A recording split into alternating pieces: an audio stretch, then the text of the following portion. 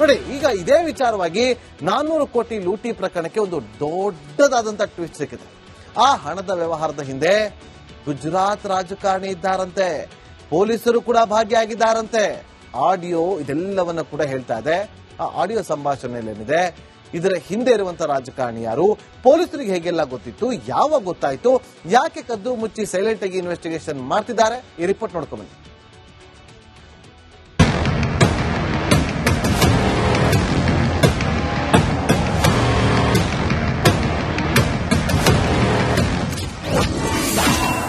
$400 ಕೋಟಿ robbery case audio leak. Gujarat ರಾಜಕಾರಣಿ ಪೊಲೀಸರು ಭಾಗಿ. ದೇಶದ ಅತಿ ದೊಡ್ಡ ರಾಬರಿ ಪ್ರಕರಣವೊಂದು ಕರ್ನಾಟಕದಲ್ಲಿ ನಡೆದಿದ್ದು ಇದು ತಡವಾಗಿ ಬೆಳಕಿಗೆ ಬಂದಿದೆ. ಈ ಪ್ರಕರಣಕ್ಕೆ ಸಂಬಂಧಿಸಿದ ಆಡಿಯೋವೊಂದು ವೈರಲ್ ಆಗ್ತಿದೆ. ಆರೋಪಿ ವಿರಾಟ್ ಜಯೇಶ್ ಮಾತನಾಡಿರುವ ಆಡಿಯೋ ವೈರಲ್ ಆಗಿದೆ.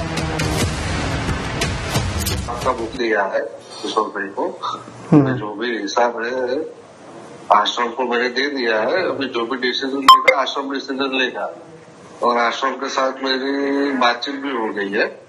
ठीक है, तो अभी समझ लो कि कल परसों में आश्रम वालों से उनका मैं मीटिंग करवाने का अरेंजमेंट कर रहा हूँ.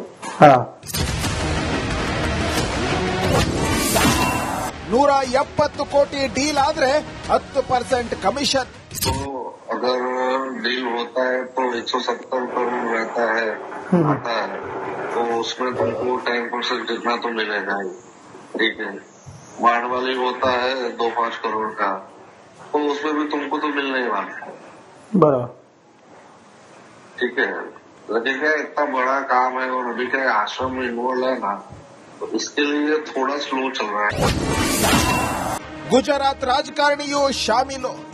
आता कसं आहे की त्याच्यामध्ये जो मध्यस्थी माणूस आहे तो मोठा आहे, म्हणजे विराट आणि माझ्यामध्ये माणूस आहे तो फार मोठा माणूस आहे आणि मोठा पॉलिटिशियन आहे गुजरात. ನೋಟ್ ಬ್ಯಾನ್ ಏನಾಯ್ತು ಸ್ವಾಮಿ? ಮತ್ತೆ ಡಿಮಾನಿಟೈಸೇಷನ್ ಏನಾಯ್ತು ಮೋದಿ ಅವ್ರದ್ದು? ಅದೇ ರೀ, ಈಗ ಮತ್ತೆ ಡಿಮಾನಿಟೈಸೇಷನ್ ಏನಾಯ್ತು ಮೋದಿ ಅವ್ರದ್ದು? ನಾ ಖಾऊंगा ನಾ ಖಾನೆ दूंगा ಏನಾಯ್ತು? ಸಾಗಿಸ್ತಾ ಇದ್ದಾಗೆ ಸಿಕ್ಕಾಕೊಂಡ್ರಲ್ಲ, ಸಾಗಿಸಬಹುದಂದ್ರೆ ಏನು? ನೋಟ್ ಬ್ಯಾನ್ ಆದ್ರೂ ಇಷ್ಟೊಂದು ಹಣ ಉಳಿಸಿಕೊಂಡಿದ್ದು ಏಕೆ? ಅದು ಹವಾಲಾ ಹಣವ ಅಂತ ತನಿಖೆ ಆಗಬೇಕಾಗಿದೆ. Report republic Kannada. ನೋಡಿ, ಈಗ ಇದೇ ವಿಚಾರವಾಗಿ 400 ಕೋಟಿ ಲೂಟಿ ಪ್ರಕರಣಕ್ಕೆ ಒಂದು ದೊಡ್ಡದಾದಂತ ಟ್ವಿಸ್ಟ್ ಸಿಕ್ಕಿದೆ. ಆ ಹಣದ ವ್ಯವಹಾರದ ಹಿಂದೆ ಗುಜರಾತ್ ರಾಜಕಾರಣಿ ಇದ್ದಾರಂತೆ, ಪೊಲೀಸರು ಕೂಡ ಭಾಗಿಯಾಗಿದ್ದಾರಂತೆ. ಆಡಿಯೋ ಇದೆಲ್ಲವನ್ನ ಕೂಡ ಹೇಳ್ತಾ ಇದೆ. ಆ ಆಡಿಯೋ ಸಂಭಾಷಣೆಯಲ್ಲೇನಿದೆ, ಇದರ ಹಿಂದೆ ಇರುವಂತಹ ರಾಜಕಾರಣಿ ಯಾರು, ಪೊಲೀಸರಿಗೆ ಹೇಗೆಲ್ಲ ಗೊತ್ತಿತ್ತು, ಯಾವಾಗ ಗೊತ್ತಾಯ್ತು, ಯಾಕೆ ಕದ್ದು ಮುಚ್ಚಿ ಸೈಲೆಂಟ್ ಆಗಿ ಇನ್ವೆಸ್ಟಿಗೇಷನ್ ಮಾಡ್ತಿದ್ದಾರೆ, ಈ ರಿಪೋರ್ಟ್ ನೋಡ್ಕೊಂಡ್ಬನ್ನಿ.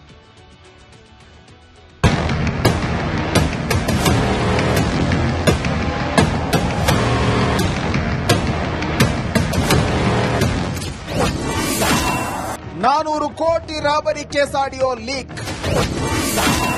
ಗುಜರಾತ್ ರಾಜಕಾರಣಿ ಪೊಲೀಸರು ಭಾಗಿ. ದೇಶದ ಅತಿ ದೊಡ್ಡ ರಾಬರಿ ಪ್ರಕರಣವೊಂದು ಕರ್ನಾಟಕದಲ್ಲಿ ನಡೆದಿದ್ದು ಇದು ತಡವಾಗಿ ಬೆಳಕಿಗೆ ಬಂದಿದೆ. ಈ ಪ್ರಕರಣಕ್ಕೆ ಸಂಬಂಧಿಸಿದ ಆಡಿಯೋವೊಂದು ವೈರಲ್ ಆಗ್ತಿದೆ. ಆರೋಪಿ ವಿರಾಟ್ ಜಯೇಶ್ ಮಾತನಾಡಿರುವ ಆಡಿಯೋ ವೈರಲ್ ಆಗಿದೆ.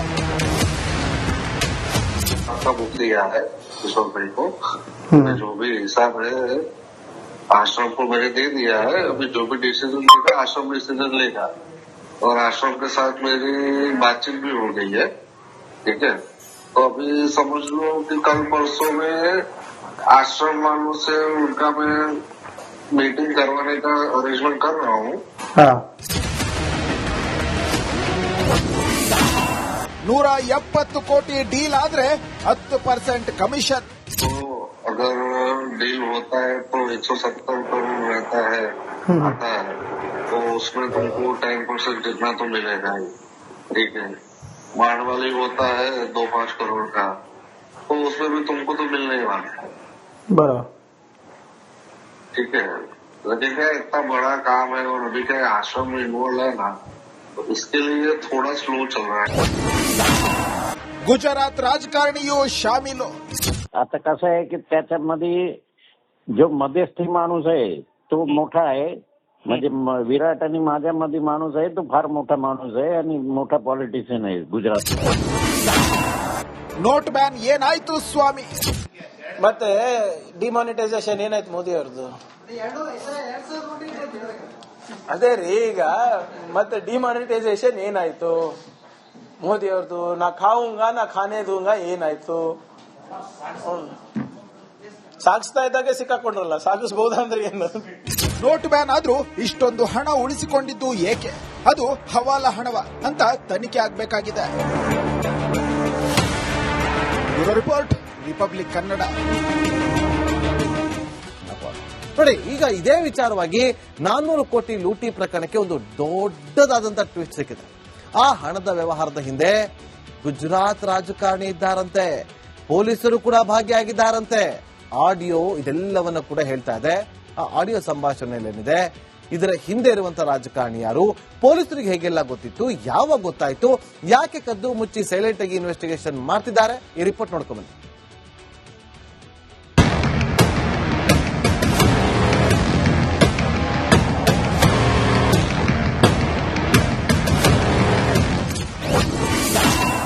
$400 ಕೋಟಿ ರಾಬರಿ ಕೇಸ್ ಆಡಿಯೋ ಲೀಕ್.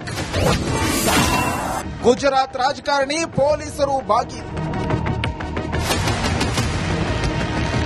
ದೇಶದ ಅತಿ ದೊಡ್ಡ ರಾಬರಿ ಪ್ರಕರಣವೊಂದು ಕರ್ನಾಟಕದಲ್ಲಿ ನಡೆದಿದ್ದು ಇದು ತಡವಾಗಿ ಬೆಳಕಿಗೆ ಬಂದಿದೆ. ಈ ಪ್ರಕರಣಕ್ಕೆ ಸಂಬಂಧಿಸಿದ ಆಡಿಯೋ ಒಂದು ವೈರಲ್ ಆಗ್ತಿದೆ. ಆರೋಪಿ ವಿರಾಟ್ ಜಯೇಶ್ ಮಾತನಾಡಿರುವ ಆಡಿಯೋ ವೈರಲ್ ಆಗಿದೆ.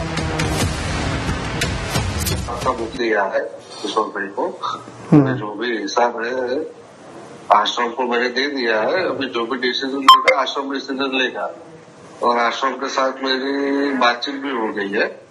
ठीक है, तो अभी समझ लो कि कल परसों में आश्रम वालों से उनका मैं मीटिंग करवाने का अरेंजमेंट कर रहा हूँ. 170 ಕೋಟಿ ಡೀಲ್ ಆದ್ರೆ 10% ಕಮಿಷನ್.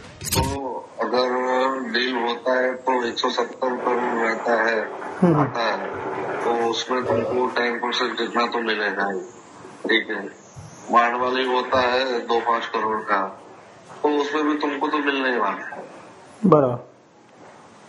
ठीक है, लेकिन क्या इतना बड़ा काम है और अभी क्या आश्रम इन्वॉल्व है ना, तो इसके लिए थोड़ा स्लो चल रहा है.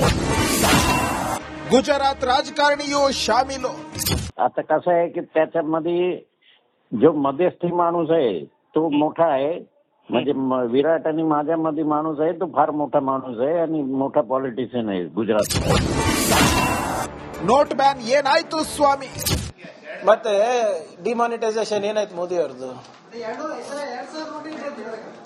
ಅದೇ ರೀ, ಈಗ ಮತ್ತೆ ಡಿಮಾನಿಟೈಸೇಷನ್ ಏನಾಯ್ತು ಮೋದಿ ಅವ್ರದ್ದು? ನಾ ಖಾऊंगा ನಾ ಖಾನೆ दूंगा ಏನಾಯ್ತು?